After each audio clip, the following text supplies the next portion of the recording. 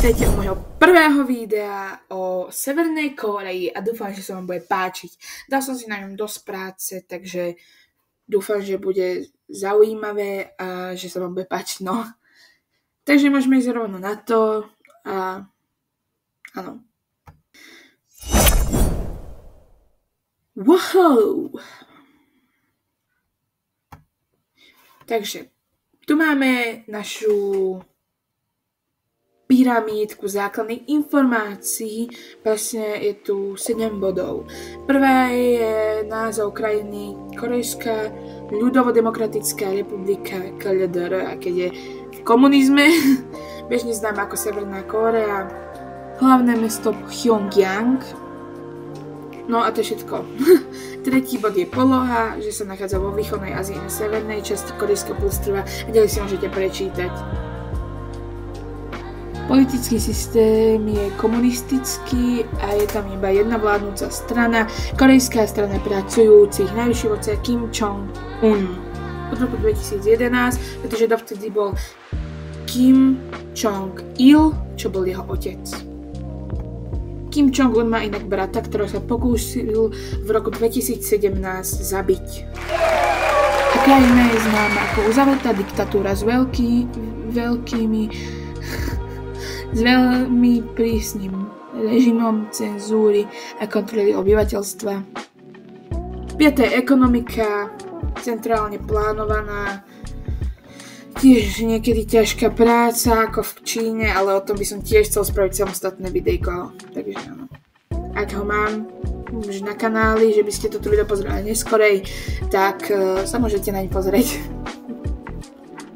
A významné odvetvia sú ťažký priemysel, vojenská výroba, poľnohospodárstvo. A ekonomické problémy sú hlad, chudoba, závislosť na pomoci zvonku. Po 6. obyvateľstvo majúc Severná Kórea má cca 26 miliónov obyvateľov, čo je 5 krát viac ako Slovensko. No 5 krát viac a o 1 milión viac. Takže 26 miliónov ľudí sú v úvodzovkách šťastní, že tam žijú pod diktatúrou, lebo sa tvária a musia byť šťastní. Kto nie je šťastný, bude buď zastrelený, alebo ide do basy. Basa je do väzenia. A krajina je silne ateistická. A vzťah s vonkajším svetom, je to izolovaná krajina, má obmedzený vstup turistov. Napäté vzťahy so Západom, najmä z USA a Južnou Kóreou. A krajina vyvíja jadrové zbrane, čo spôsobuje medzinárodné napätie, preto je tam všade dusno, škaredo. Uvidíte to na niektorých fotkách, napríklad tuto, ako máme tých ľudí, ktorých potom vám vysvetlím. Tak áno,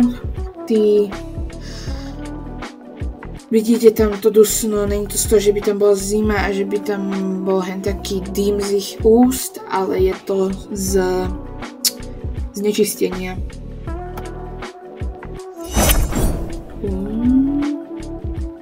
Vládne iba rodina, internet, kalendár a účesy schválené vládou a ešte povinné plakanie. To sú tí ľudia, ktorí museli povinne plakať na pohrebe Kim Jong-ila.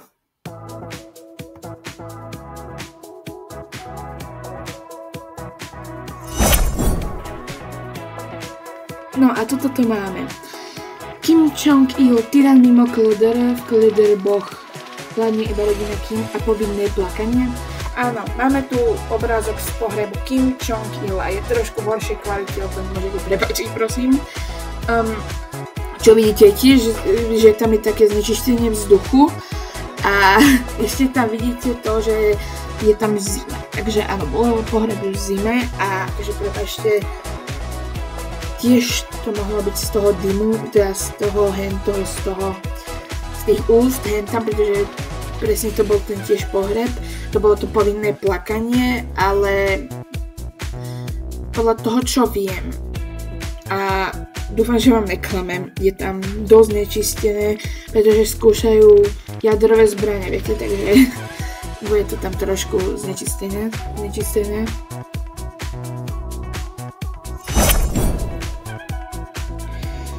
Takže ideme o internete, čo sme videli na niektorom slajdov, no. V tom treťom, alebo v tej tretej časti videa ste to videli. Prepáčte, dáme si PowerPoint prezentáciu, ale toto není PowerPoint prezentácia, dobre. Takže o internete v Severnej Kórei je veľa ľudí oznámených, ako to funguje. Ale ak nie, tak vám to teraz poviem proste. Bežní občania nemajú prístup na globálny internet. Používajú uzavretý národný internet s názvom Kwangmyong, kde sú len schválené stránky a informácie. Aj keď väčšina nemá na mobil, keď majú, tak majú iba jeden mobil v rodine. To je preklep, ale to mi dúfam, že akože prepáčite. A nakoniec sú všetky zaujímavosti, ktoré ma tak dosť zaujali a dal som ich aj hentam, že čo tam bude. Jediné, čo tam nebolo spomenuté, je severokorejská verzia Godzilla. Idem vám prečítať, čo tam je napísané, pretože sformovanie do vlastnej reči tej Godzilla, tak to je trošku ťažšie. Takže, existuje severokorejská verzia Godzilla z roku 1985 s názvom Pulgasari. Je to propagandistický film, ktorý natočil juhokorejský režisér unesený do KLDR, Korejskej ľudovo-demokratickej republiky. Dobre som to povedal. Ďalej bol tam napísaný kalendár, takže ideme o kalendári. Severná Korea nepoužíva bežný gregoriánsky kalendár. Je ešte juliánsky, ktorý sa používa niekde inde mimo Slovenska, Česka a týchto známych krajín a používal sa v dávnej dobe a neviem, či sa stal používať na nejakých územiach. To si môžete vygoogliť a môžete mi to napísať, lebo toto som si nezistil, to mi fakt môžete prepáčiť a môžete byť na mňa to nahnevaný. No dobre, nepoužíva gregoriánsky kalendár. Ich rok začína ich kalendár proste začína Juš 1, čo je rok 1912, keď sa narodil zakladateľ Kim Il-sung. Takže napríklad rok 2025 je rok Juš 114. Ideme teraz na účesy schválené vládou. V minulosti bolo známe, že štát určil zoznam povolených účesov pre mužov a ženy, napríklad 15 účesov pre ženy a 10 pre mužov. Kim Jong-un vraj odporúča mužom sa strihať ako on, ale iróniou je, že jeho účesť nie je na zozname. A ideme na propagandu. Takže všade sú plagáty, sochy, piesne a múzea oslavujúce vodcov.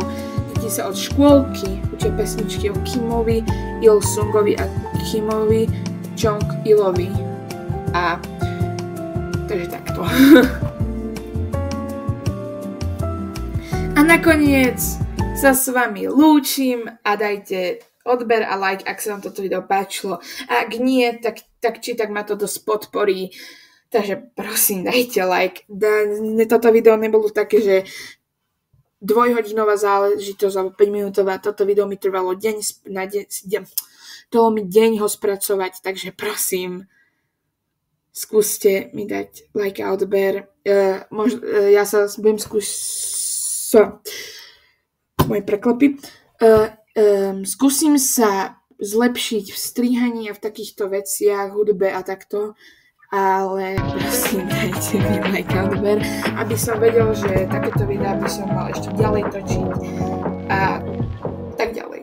Takže ja sa s vami lúčim a čaute.